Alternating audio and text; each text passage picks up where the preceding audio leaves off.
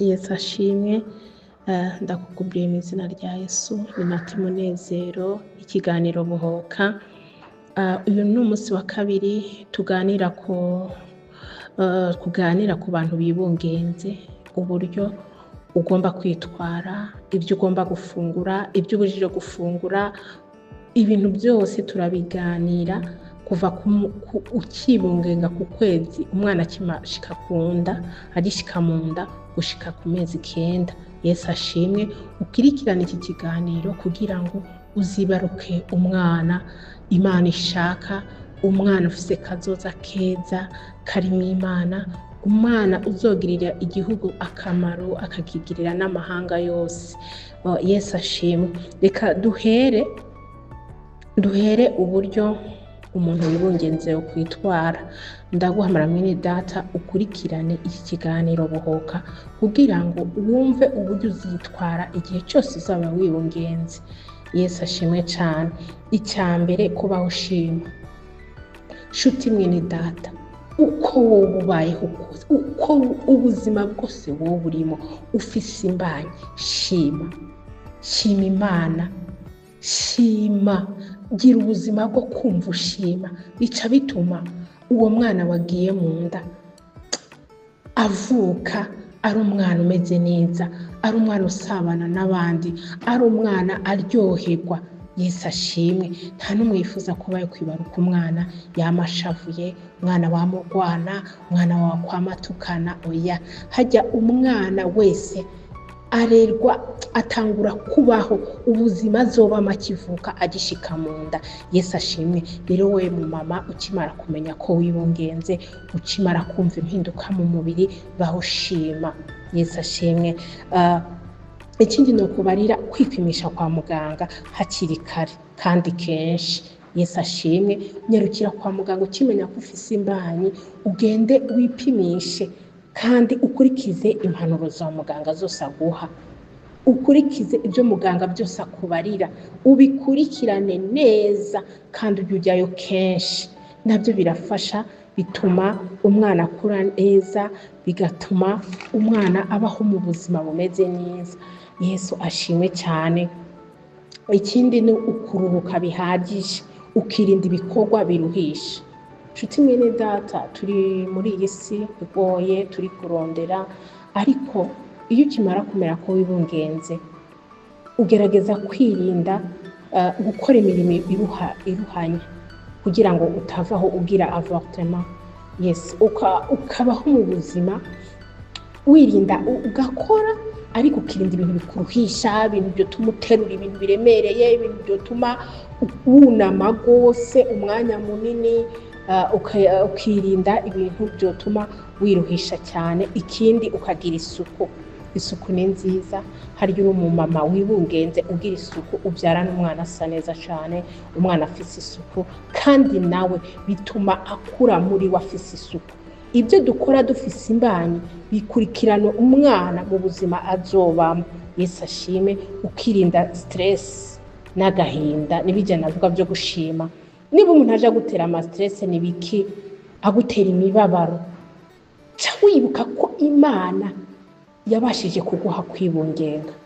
Wiyumvire ba bantu badafise, babuze urubyaro, wiyumvire hamwe baryama, wiyumvire ba bandi bamaze imyaka n'imyaka nta rubyaro bafise. Bituma ushima Imana, bituma stress zigabana. Kubwira Imana ngo uko biri kose ndagushima Mana, ndagushima uko biri kose. Kubwira umwana, ukingira umwana akure neza, tugire kazoza keza karimo Imana mu bana bacu. Niho n'igihugu cyacu n'amahanga bizoguma bimeze neza, ko twabyaye abana bameze neza.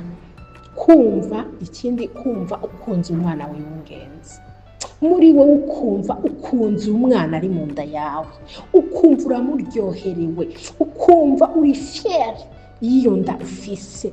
Nabyo bituma umwana arushaho kumera neza mu nda, akarushaho gukura neza, akarushaho kumva ko afise imbaraga, bigatuma agira inkomezi naho yozovuka akazivuka ari umwana ufise inkomezi, umwana wifitiye icyizere kubera nawe wamugiriye icyizere akiri mu nda wumva ko umukunze, avuka ari umwana afise urukundo no mu bo babana no muri bagi, ugasanga n'akana kameze neza, akana gatanga, akana gaha abandi bana, ugasanga n'akana gakunda amahoro kubera uba wowe ubwawe umwibungenze wumva ko umukunze ko akurimo.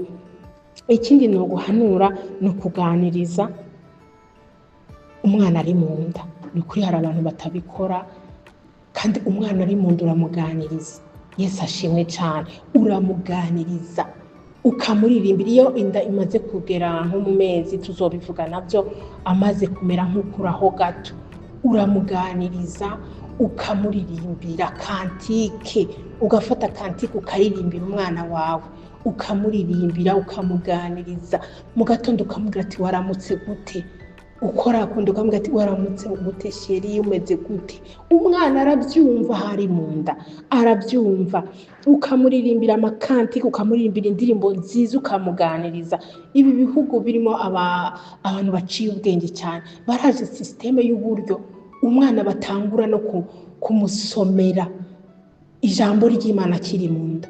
Mu gatondo akamenya ko agomba kumusomera ijambo ry'Imana kandi akiri mu nda, bica bituma umwana avuka ari umwana w'incabwenge. Kandi uzumve nk'indirimbo ukunda kuririmba wibungenze, iyo wabyaye umwana haheze igihe nawe wumva arimo ayiririmba. Yesu ashimwe. Ujye mubikora, uganirize umwana, umuririmbire, umuramutse, ugire gute. Kimwe n'abapapa, umupapa aganiriza umwana uri mu nda, akoreho. Hari ukuntu akana gakubita utugeri, akore kunda, akana karagusuza akakubita akageri ugakoraho.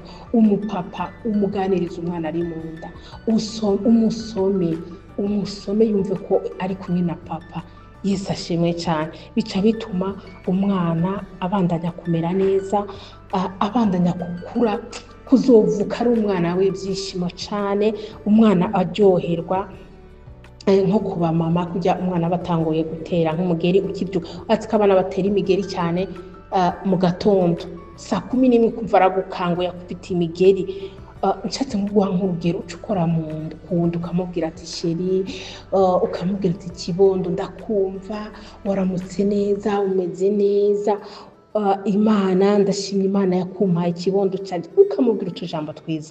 Ibyo birafasha umwana akiri mu nda kuzovuka arimo kazoza keza, arimo kazoza karimo Imana. Nukuri babyeyi, mugerageze kwitwararika ineza y'umwana akiri mu nda. Ego tuzobandanya ndababarire, tuzokurikiza noneho ndababarire uburyo utegerezwa gufungura kuva umwana agishika kunda kuri trimestre ya mbere gushika umwibarutse. Indya ugomba kugenda ufungura. Tuzorabira namwe n'indya zibujijwe. Hari abamama bafungura indya zitemewe bafise imbanya, bijya nabyo bigira ingaruka ku mwana, bituma umwana avuka ameze ukundi kuntu. Nshuti mene data, bandanya ukurikirana ikiganiro Bohoka, kiraca kuri WhatsApp, kiraca kuri YouTube, kuri Facebook, hose uzobisangaho. Mukurikirana abana banyu bakiri mu nda kugira ngo bazogire kazoza keza mu gihugu no hanze y'igihugu, tuzogire isi ishimwa n'Imana. Shalom.